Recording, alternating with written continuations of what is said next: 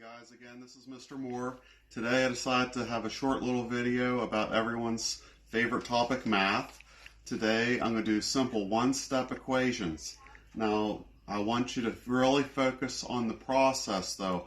Please try not to just look at those problems and say, I see what the answer is, because tomorrow I'm going to do a video on two-step equations, and the more steps we add, you're not going to be able to just see the answer. So you need to learn the steps. So one thing we need to know about equations is that whatever you do to one side of the equation, you can do the exact same thing to the opposite side. You must keep these equations equal.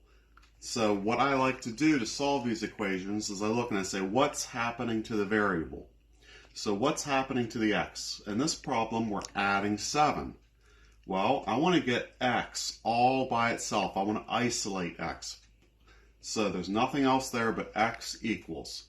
So how would I undo addition? I need to know the opposite of addition. That's right, subtraction. So I'm going to go ahead and subtract 7 from this side. So what is 7 minus 7? Well, 0. The whole idea of this is to zero it out. So I'm going to cross that out. And I'm left with just x on this side.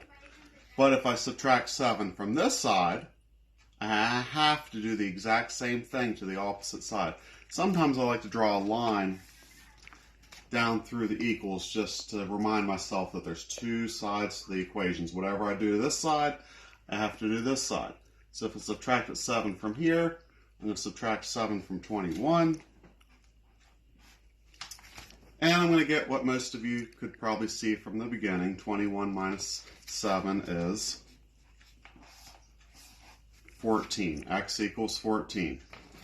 But again, I want you to remember the steps. Whatever operation you see, we're going to do the opposite. So in example 2, I have c minus 6 equals 18.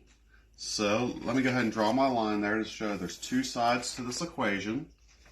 And I look, what's happening to the c? Well, we're subtracting 6. What's the opposite of subtracting 6? Adding 6. So if I have opposites again, a negative 6 plus 6 is going to go up to 0.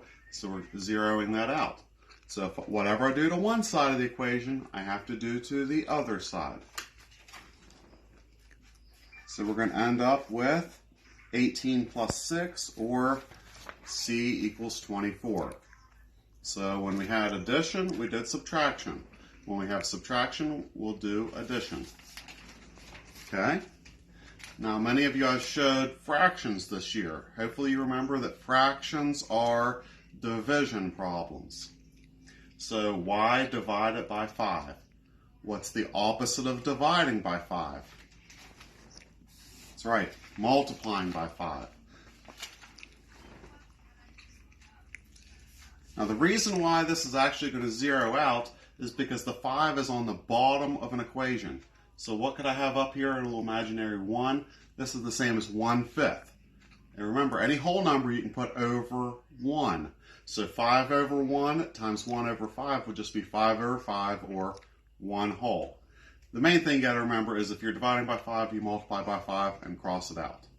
So the opposite side, I'll multiply by 5.